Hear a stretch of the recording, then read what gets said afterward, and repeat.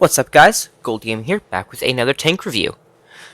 So today we're going to be looking at the MT-25. This was a request that was done, that was made, and we're going to actually be looking not just at the MT-25 itself, but at the two guns it has. The MT-25 is equipped with 4 different guns, but today we're going to be looking at these two, the two autoloader. We've got this one is the gun 45mm S20. This is the DPM gun. This one has, I believe 2,368 DPM compared to the gun 57mm S10. This one is penetration. This one is a 4-clip autoloader, and this one is a 4-clip autoloader, both 2 shots per press the button. So I think it's 0.6 seconds after the first one shoots, you get another consecutive round. So this is my loadout for the MT-25. Of course, I run improved ventilation, enhanced gun lane drive, and the vertical stabilizer because I play this tank constantly on the move. Kind of like how I play like my AMX 12T. I play that one just on the move. Any autoloader you play on the move. You don't want to sit stationary, because especially when it's a light tank, you got no armor. I always got the improved modules, the improved assembly, and if I was to have bought this, of course, would have gone with the toolkit, and of course would have gone with the consumable delivery system, the engine, accelerator, and the improved optics. This is my ammo loadout for the, I believe I had the 57mm gun on here. This is what I run for that. We've got the we got both provisions, and of course the improved fuel, and then this is what I run for the loadouts. If we go ahead and switch over to the 45, this is what I would run with my ammunition, primarily because there's not much pen on this thing, so you're going to want to use just a little bit more APCR, because you got to be able to get through some of those tanks. Now, mark my words, you're going to come up against heavy tanks and some medium tanks, and we're going to show that in a couple of minutes. You are not, and I repeat, you are not going to be able to get through every single tank frontally. That's why you got to play this tank like as a light tank, on the flank, spotting up and getting to the sides and rears of the enemy. And with that being said, let's actually get on to compare tanks. Alrighty, so here is compare tanks. I've just got the MT-25 going up against. We've got this one, which is the 57mm, and this one, which is the 45. So, that way you don't get confused. Essentially, what we're actually looking for is just the guns. I'm actually going to do the same thing on the LTTB. I've heard, and when I was playing this line, people said to run one gun, and I felt like I should run the other, and I'm actually going to do the same thing there.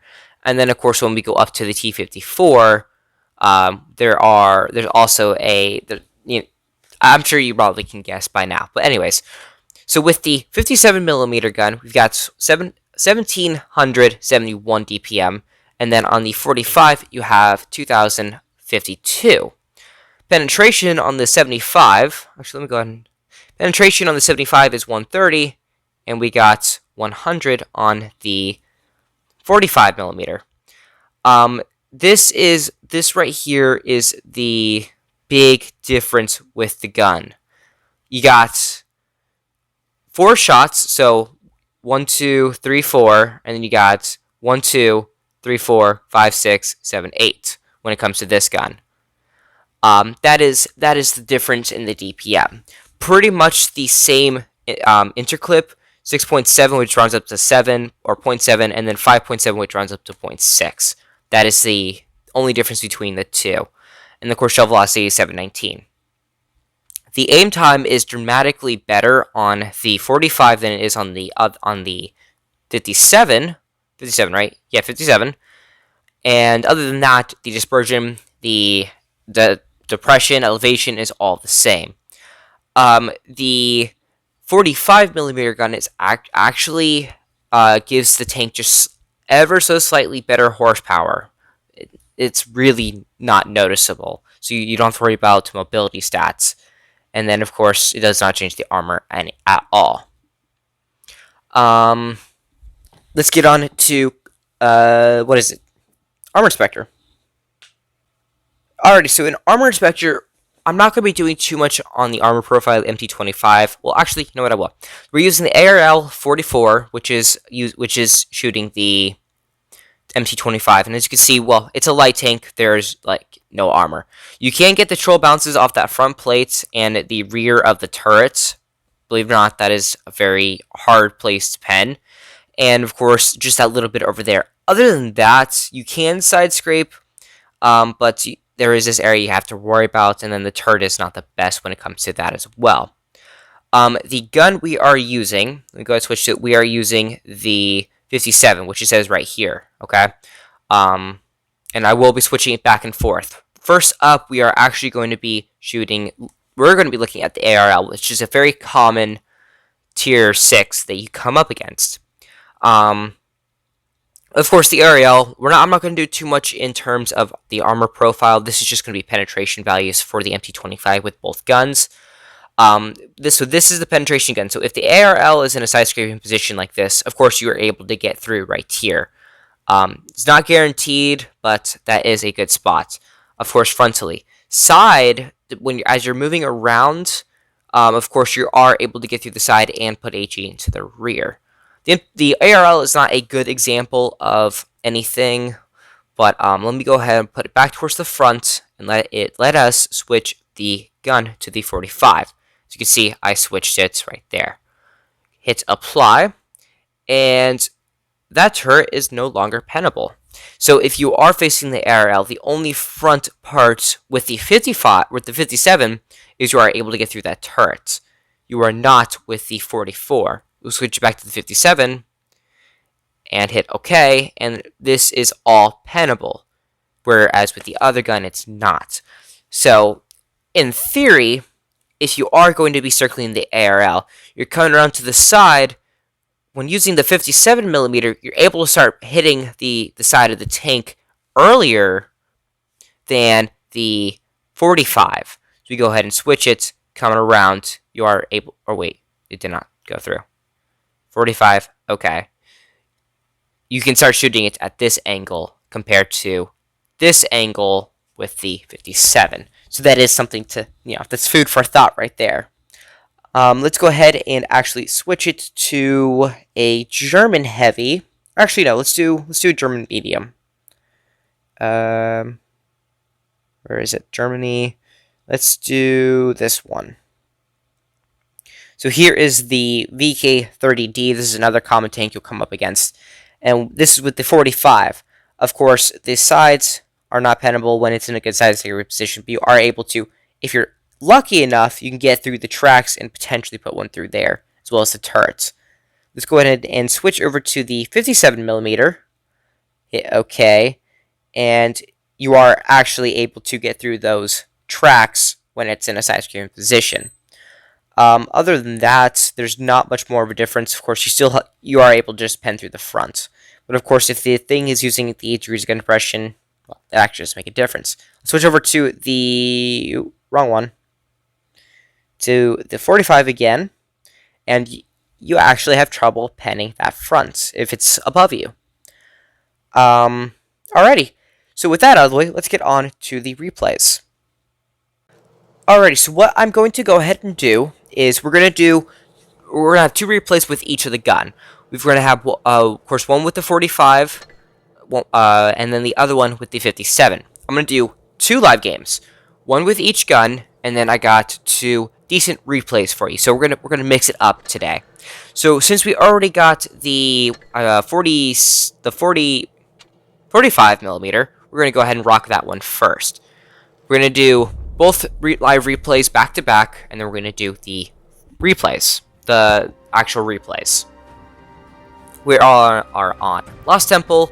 Gotta watch out for the KV2, as that could be a good derp one-shot. And they are fairly heavy, so there's a chance they're going to run to the temple in the middle. So we're going to take a mid position, see if we can spot. Hopefully the AMX will do what AMX does, and I'm going to go ahead and hit that. You need to hit that one, but actually, we are going to go ahead and rock right up the middle. That way, if they are into the the enemy does come up through the front, we are able to put shots onto them and run this direction. Or if they come this direction, we can run through the temple. One of the two. And there is the first spot of the game. Can we get any shots? I think so. So there's the first gun. 6.6 seconds in between each shot. Oh, that is a KV2. That's a KV2. I was not expecting that. But hey, no one expects a Spanish Inquisition, except for me. So we are going to we're forced to pull around this direction. The entire enemy went up there, so we were able to start to make some, become a nuisance. We can hopefully put a crossfire. There we go, and we're going to reload the clip. Constantly reloading the clip. So if you pay attention to my playstyle, I do play this very, very similar to how I play like the bat chats. Constantly on the move, try not to sit in one position for too long, getting behind the enemy tanks and focusing on any isolated people. And there we go. If you noticed, I had trouble getting through the T-29. That is going to be a common, that's going to be something common that you're going to come up against when you're running that gun. You are going to struggle to pen quite a few tanks sidely. It looked gray, there were no red marks or anything, but I still had trouble getting through the T-29. That's with the 45 gun. Other than that, you really want to play the MT-25 as A, like I was doing, and hopefully not get hit by KV2, or B, be more like a scavenger. Let your team deal the damage and you come in and take out the 1 or 2 shots. Let's go and switch over to these guys who are camping. And it is safe to say that they are not going to be able to finish this.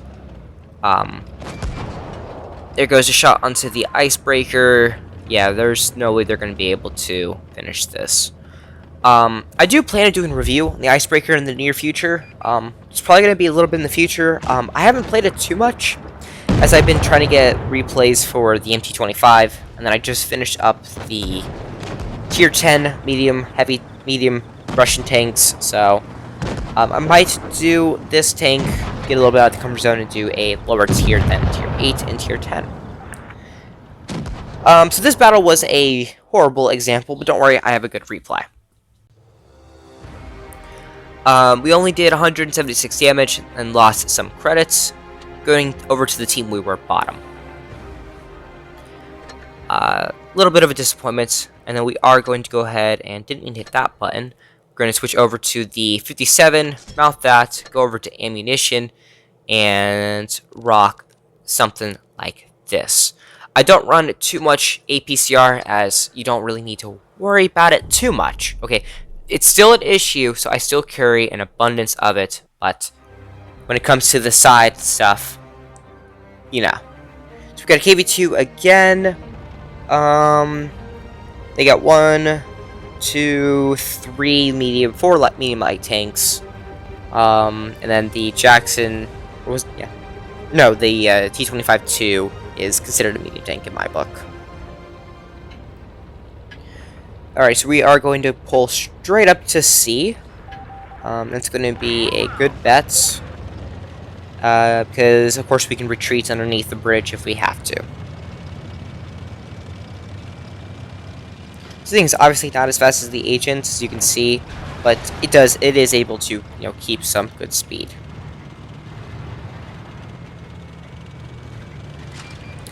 Rudolph is over there. Rudolph, the red-nosed tank, gave me a red nose trying to play. There's nothing worse than that.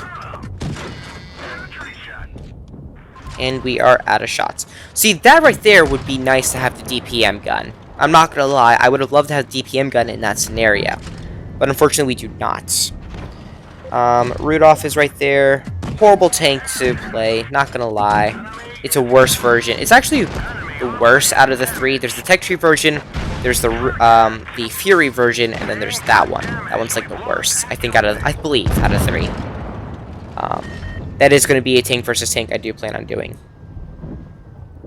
So even with the icebreaker frontally, so you can see, we still have to load up that APCR to even think about getting through.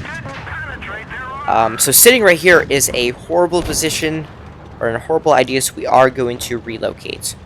And I'm going to go ahead and hit the engine booster, and let's get the hell out of Dodge. So there is the three of them now.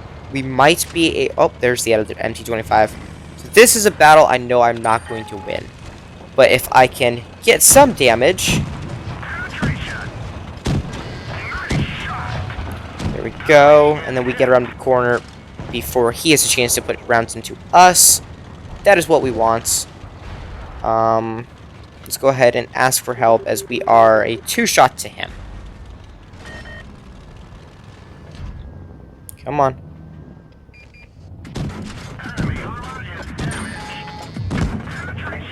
And he's got 2 more shots. He's going to take us out. Oh, never mind. There we go. And we live. Alrighty. So there we go. There's the MT-25 live replays for both. Sorry, the first one was a little bit of a disappointment. Oh, and this was a second class as well. Was not expecting that. We did a little over 1,500 damage, made 18,000 credits, and we were actually top leaderboard for damage. And let's go ahead and roll those live replays, or the replays. Alrighty, here we are. We are on Copperfield. This is with the 45mm gun. So this is a better example of the tank, and it does actually show the struggle it has against other tier 6s. We are on the western spawn, and we are going to obviously pull around. The MT-25, so this is going to be a little bit of a background for me. This was the first tech tree line I went down to get the D62A, which is my first tier 10 tech tree. And this is where my love for autoloaders started. At first, I did not want to play it, because I thought it was like Leopard.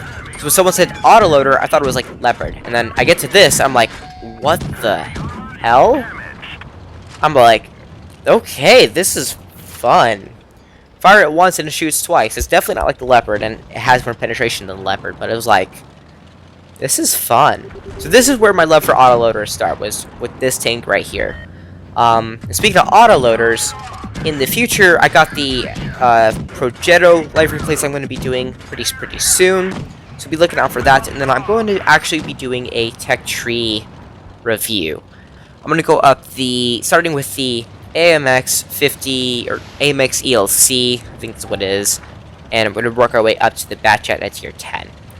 So if you want to send me replays, and you watch up to this point, you want to see replays of any of those tanks, please feel free. I would definitely use them. Unfortunately, we do miss that shot, and we do take out the... What was that? I think it was the Matilda. No, it's not. Definitely not Matilda. Definitely not a Matilda. It was the Crusader. That's what it was. And we are looking for Justin Lee Cromwell, who is about to be taken out, and we are going to work our way up to those heavy tanks.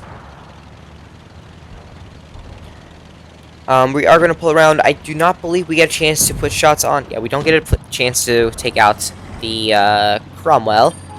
But we are going to pull up here, and we are going to get extremely lucky. We got the Jackson right there. We've got the Churchill. Right here, I would have been able to put shots into the Churchill if I had the 57mm. Unfortunately, I have to get behind him and switch the APCR to get shots off, which was very, very, very unfortunate. And my replay is about to be cut short as I do start to shoot the icebreaker, and as you can see, I can't even get through with APCR. You had to switch to APCR to get through. And that is the end of this replay. Of course, they are not going to be able to win that. We did end on the third class. We only did 949 damage. It made 8,000 credits with the 2 kills. Going over to the team, we were middle of the pack with damage. Alrighty, the last replay we got, MT-25, of course, we are on Meadow Harbor, and this is with the 57mm gun. There's actually a time in this where I say, man, I wish I had the DPM gun. So, and I will, with the closing notes, we'll explain. Well, actually, might as well do it now. Which gun to use? That is going to be the question. Which gun should I use? It depends. It depends on your play style. If you like to play it YOLOing into flanks, not really aware of the consequences of that, then go with the 47. If you're able to get behind heavy tanks, behind medium tanks, to the sides of medium tanks, then yes, you're going to have a hell of a lot of fun. But if you play more conservatively, you do play on those flanks, but you play conservatively, you're going to want to run the 57 gun, as we're going to do in this replay. We have the Chaffee up there, which was a very fun tank to play. We are going to bounce him on the turret, but we are going to pull forward is the Chinu, I'm not sure, was right out in the open. We are going to continue to pull forward to support this Leopard on his YOLO run and get behind this rock so the Hellcat doesn't put a HE round up to her butt. We are going to deal with this Chaffee, who did take out the Leopard. 1 shot, 2 shots, 3 shots, 4 shots, and we are going to give a little bit of a love tap to take him out for our first kill. My thing about and what I'm going to do right here is I'm going to add up the damage for each of the gun, so you have an idea which one you want to also play, which is something I should have done at the beginning. So that gives you an idea what to look out for when you're running the gun. Knowing who to take out is also a very good idea, or something to be aware of. For example, it's going to be I want to say a 4 or 5 clip to take out this T-57 Heavy. If no one else does any damage, it's going to be a 4 to 5 clip. You get 1 shot, 2 shots. That one bounces, and then we are going to put that last one in. And we brought him down to just about a little over half HP. And I think someone else did some damage to him, so I'm not too sure. But all we gotta do is go ahead and use the mobility, and of course we are within 50 meters of him, so we are gonna get proxy spotted, which is a little unfortunate because I would have loved to be able to come up behind him and be able to do a little more damage. Missed that one, get another one, missed that one, and we do put one more in, and then I believe he is going to be taken out. Get lucky there, he misses us. It's not really going to matter, as he is the last tank in this game. We are going to obviously pull forward and miss that one, pull back 1 and 2. There we go. Take him out for our second kill. All in all, this was a decent third class, nothing too special.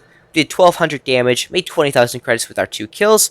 Going over to the team, we were second from the top. The KB2 did slightly more damage than us.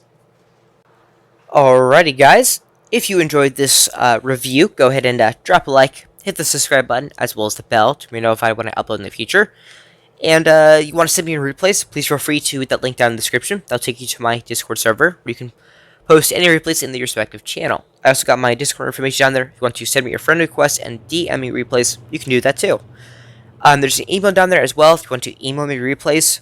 All of them work, all of them are foolproof, and it's a great way to potentially feature on the channel. Now, to answer the question, as I said, it all depends on the situation. The 57mm, of course, is good for dealing with heavy tanks in some scenarios. The icebreakers you saw in the third replay was very hard to get through with AP, so we had to switch to the ABCR and that was using the 45mm, and then of course the 57. Now, for one to keep, that is player preference. That is going to be all onto you. Of course, you could run the 76mm, which is a single shot, less damage, and less rate of fire.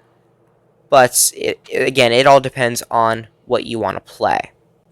And that about sums this video up. And until next time, we'll see you on the battlefield.